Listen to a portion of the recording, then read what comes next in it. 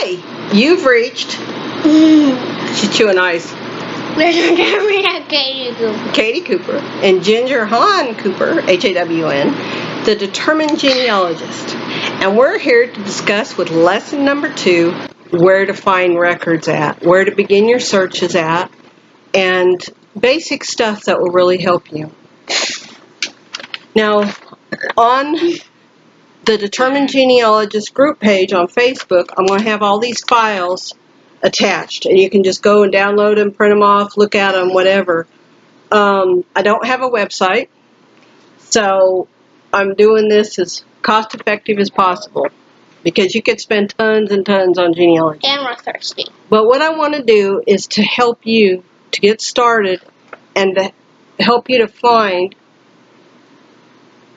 your ancestors. Why are you taking your earrings Because it was off? falling out. This is a necklace. This butterfly. Where's mine? I helped a lady get in the DAR with it, and she gave it to me. Where's mine? I have no idea. Did you put it over there? Oh, there it is. Okay, there's hers. There's her necklace. No. She got that from her grandmother, and it was handed down from her mother and grandmother. So that's a very old necklace. We need to take care of it. Okay.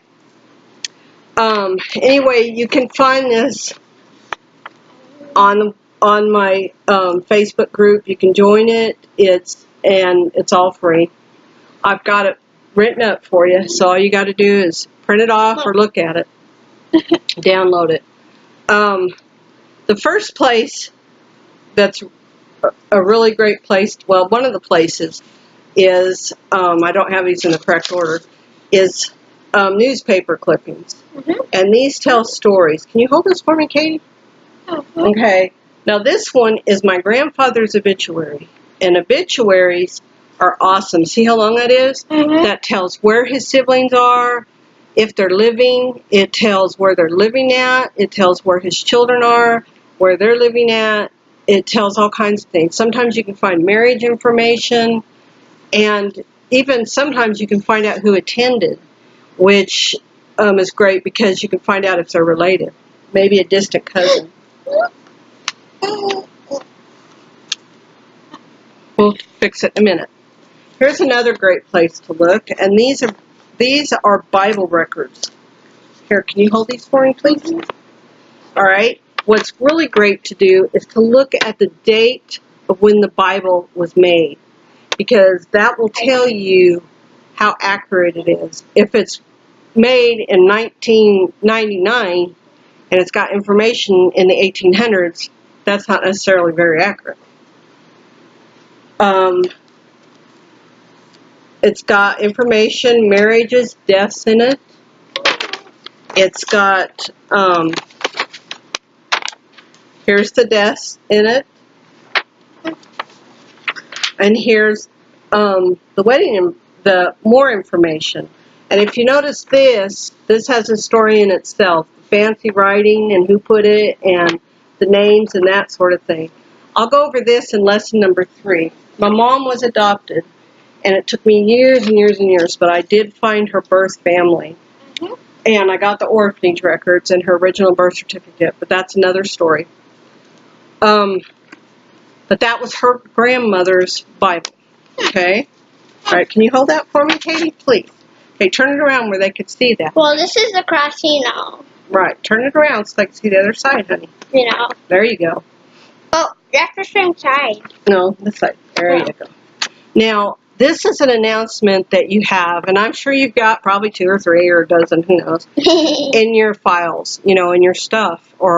And the thing is, it's real important because, like, who sang at the funeral and who carried the casket, they're usually all family members. So these things are really a great source of information. Here's another obituary. This was my grandmother's brother. And there again, it tells you. Now, one thing I try to do on here is I try to put, like right here, I put the date of it, but I also try to put where I got it from, so if I need to go back and look. Unfortunately, I didn't do that on this. It's really important that you document where you find stuff at. Okay, here's another obituary that my grandmother wrote up, and this was for her brother. What can I even talk about? Me? You can tell a little bit about you. What do you want to say? Okay. I like cats. I like being, and Do you like genealogy? Yeah, but Do you like looking there's at... something about my parents Oh, that are both. Yeah. Just tell them. She's got birth parents, and she's got, I'm her paternal grandmother. And so she's got us as parents, and then she's got her birth parents. So she's got 2 sets. Okay? Who are my grandparents and That's right. I'm both. Mhm. When people ask, because I'm old, hello, people ask me, are you her mom or grandma? I say I'm both, because I am, because I'm a paternal grandmother, Mhm. but we adopted her. And that's another story, too, when I talk about adoption. But anyway, here's a death certificate. And these are very important because they tell if the informant, who happens to usually be a relative, if they knew the grandparents and where they're from and that sort of thing, there are loads of information. Same thing on this one. And a lot of these are online now. That's where I got those 2 off of. And I'll share with you where to look. Here's an obituary, which is really totally awesome on Find a Grave. I do a lot of Find a Grave stuff. And they happened to post this to his memorial, which was cool. Now here is a birth certificate. Now the thing about this birth certificate is it was my mom's, and it's a delayed birth certificate. It wasn't issued until 1947, and she was born in 1924. The doctor says he knew of her birth. That's because she was adopted, and those are signs that someone was adopted.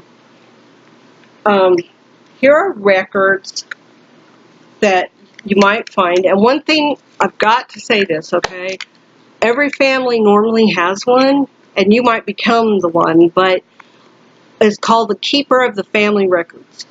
And you need to find out who has kept the records in the family. Like my grandmother was one that kept a ton of records, but her first cousin, Madeline Metzger, Dean and Sandy's mom, was a keeper of the Metzger and Ressler records. And they're real important to get a hold of.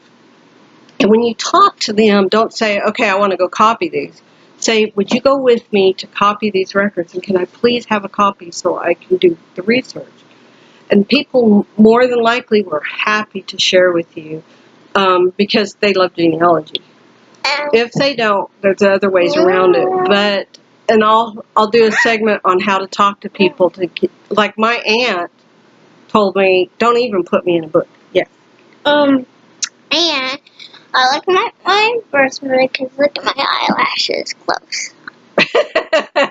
She gets her beautiful eyelashes from her birth mother. See? Yep. They're long They're and long, pretty. yeah. And I got the eyes, the hair. The hair, yep. I look like some mama. Yeah, she looked like me there for a while, kind of, but now she's kind of looking like herself. Kind of you, because we're both brown. Kind of. But I have a little bit of yellow. Kind of. More yellow than brown. Yep. But you can definitely tell there's DNA there. Okay. Come here so they can see you. You want to sit up so they can see you, honey. All right. Now here this is really great to have too, is its plots and who's buried in the plots. And if you can tell by looking at them, it shows families. And that is a great thing to find out. It also, if you can find out who bought the plots. Because a lot of times people say, oh, you get a discount by 12 or by 6, you know. And whoever bought them is also normally connected to the family somehow. Okay? Katy's back, which is a good thing. All right. Now, I've color-coded where the plots are in Iowa. This is Riverton, Riverside, in Shell Rock, Butler County, Iowa. And I've color-coded where all the family is. Because, and on the back. And it kind of bled on the back. This also tells about the family. Now, you've reached, this is part 1 of part 2, where to search for records. Of the determinant of genealogy. You almost got it. This is Genealogist. Yes, good job. Good job. Give me 5. Okay, this is Katy Cooper. My technical girl, and my camera girl, and me, Ginger Hawn Cooper, the Determined Genealogist. See us on Facebook on the Determined Genealogist. Bye. And join our club, our group. That way we can get you these records and the things I printed up. You have a great day. Bye.